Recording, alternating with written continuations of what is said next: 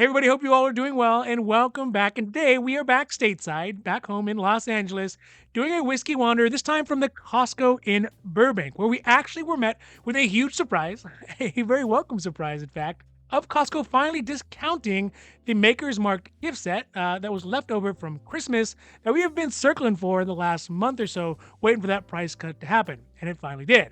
Also, we see a return of the fraternal twins from Nikka, that's the coffee grain and the coffee malt.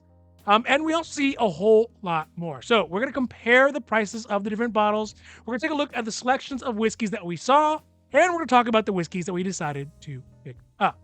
Now, before we get to it, if you like these videos, if you like the wanders, if you like the hauls, if you like the reviews, the unbottlings, the unboxings, and really all the amazing stuff we got cooking up for you, and we have tons of great stuff cooking up for you, don't forget to like and subscribe. Because it does really help out the channel to grow, and we appreciate that. But also, you get notifications when our newest videos come out on Sundays and sometimes in between. Or now, let's get down to the video. So while we are waiting for the Wander Vision to get fired up, let's do a real quick whiskey check. And today, I am feeling a bit scotchy and a bit feisty. Scotchy and feisty. You know what? That was one of my favorite cartoons that ever came out of the ex-Soviet Union. But really, we're going to be enjoying a little bit of this Ardbeg number 5 or 5-year-old Weeby Stevie. So let's see if we can get a pop. Let me get a glass here. See if we can get a pop off the bottle. Not the best, but not the worst. Get a little juice for myself. And to whiskey. Because let's face it, you can never drink too much of it. You can really only just drink it too fast. Cheers. Ooh. Tasty. All right, so today we're going to start off with the pride of this wander, which is this box set of 3 bottles, 375 milliliter bottles from Maker's Mark, entitled Generations of Proof, the final chapter. You don't see that there. And it comes with this very cool box. I really like it. It's got like a steam trunk vibe to it. And, you know, it feels very Booker's. Perhaps they've been copying off each other's notes. I guess they are from the same company from Beam, so it's very convenient, I suppose. But like I said, they are 375 milliliter bottles from 2019, 2020, and 2021. And the Private Select is a batch of Maker's Mark that comes out every single year, at least for these last 3 years. This makes it really cool because if you are a fan of doing vertical tastings, this set is perfect for you.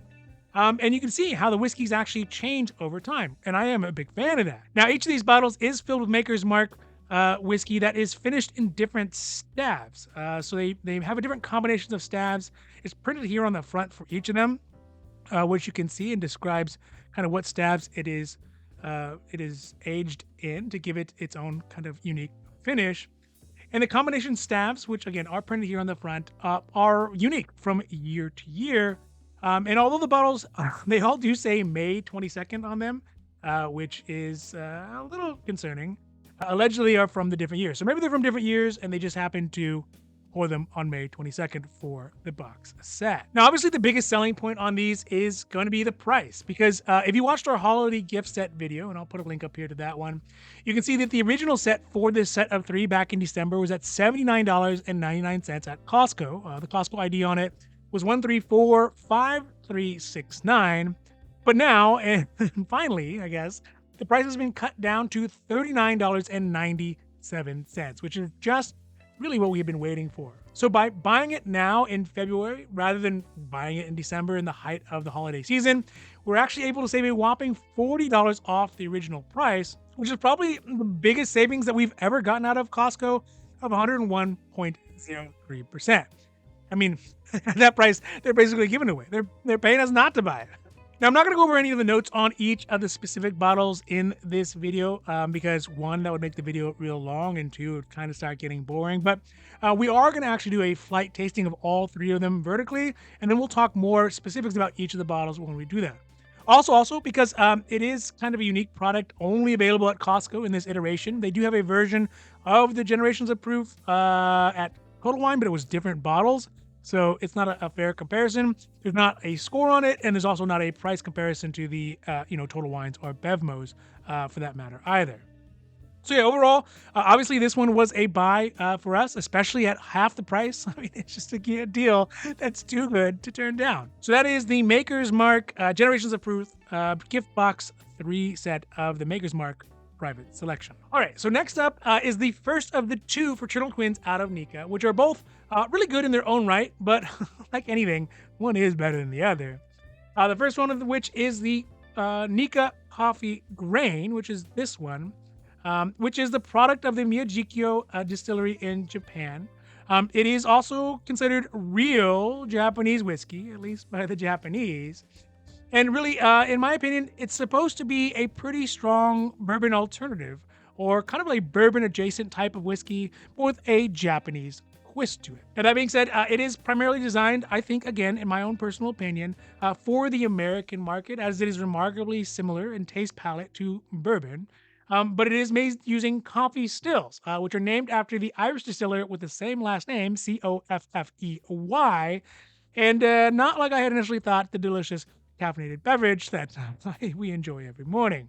But still, the unique still provides a continuous production of alcohol throughout the entire process, rather than the more traditional pot still that just kind of has it come out in spurts, and allegedly that creates a more mellower flavor. Price that we see here at the Costco in Burbank is at $59.99, which is sort of high for a whiskey that is only ABV'd at 45% and does not have an age statement on it. But you know, when it comes to really any Japanese whiskey, there is going to be a hype tax that goes along with this, and this one's not exempt from it. But it has the added benefit of being pretty good. It's a pretty enjoyable whiskey. And that price is pretty good as well, especially in comparison to what you could find it for at Total Wine, who has it at $68.99, or Bevmo, who is way off the mark at $84.99.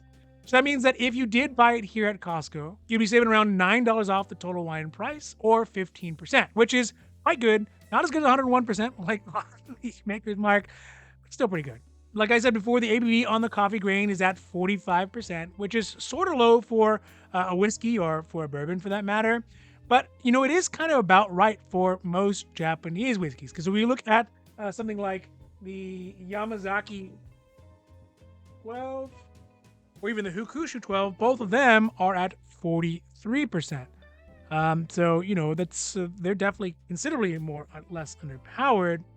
And the tasting notes on the Nikka Coffey Grain, at least the ones that I have on it from after tasting it quite a bit, as you can see, it is it's mostly gone, is that there's a noticeable grain flavor to it, although it is very mellow. I'd say it's very bourbon adjacent, as we've said, with a similar profile and sweetness of like leather and nuts, and a slight char, as well as the viscosity being medium bodied, although it is frankly under ABV'd and sort of uncomplex. It doesn't have a lot of the other layers that you get with some of the higher end bourbons.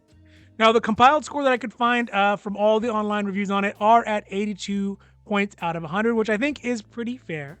But I would probably say it's maybe a little bit high. It's probably a little bit lower than that on my personal taste. I'd maybe give it 81 out of 100.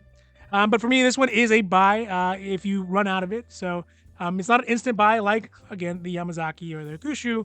But if you do run out of it, or maybe even the Nikka from the barrel, man, that one's good too. But if you do run out of it, it's always important to have one around because it's a great whiskey to enjoy. And also for your friends who maybe are not hardcore whiskey drinkers, it's something that anyone can really enjoy. So that is the Nikka Coffey Grain. All right, last up for this wander is going to be this Nikka Coffey Malt, which is obviously the brother to the Nikka Coffey Grain. You can see the family resemblance there. It's pretty strong. They're not fooling anybody. You're trying to they can share IDs, right? But the big difference between the coffee malt and the coffee grain is that the coffee malt is based off of 100% malted barley. It was introduced in 2014. It is real Japanese whiskey, at least according to the Japanese, and it is matured in ex-bourbon barrels, which I really like. And I think that the changes really round off some more of those rough edges that the coffee grain still has in it. And now, I will tell you right up front that the coffee malt is infinitely much more my favorite out of the two. And it was, in fact, the first high-end whiskey that I ever had that kind of brought me into loving Japanese whiskeys and other whiskeys that are not just an old lucky number 7 Jack Daniels. Here we can see that the coffee malt is the more expensive of the two whiskeys, priced at $69.99, which is still a pretty good price. It has not gone up since last year. I looked at one of my videos from last year where it was in there, and it's still the same price. And it's definitely more competitive than what you would get at Total Wine, who's at $79.99, or Bevmo, who really never fails to disappoint at $94.99. So if we did end up buying it here at Costco this time around, rather than at Total Wine, I would have saved about $10 off the price, or 14.45%, which again is quite good. Now, the ABV on the coffee malt is at 45%, like the coffee grain. It is too underpowered, definitely. And the tasting notes that I have on it is that it is much smoother and silkier than what you get on the coffee grain. And it's a bourbon that is probably a lot closer to some of the wheated bourbons than the coffee grain is to just the standard corn bourbons.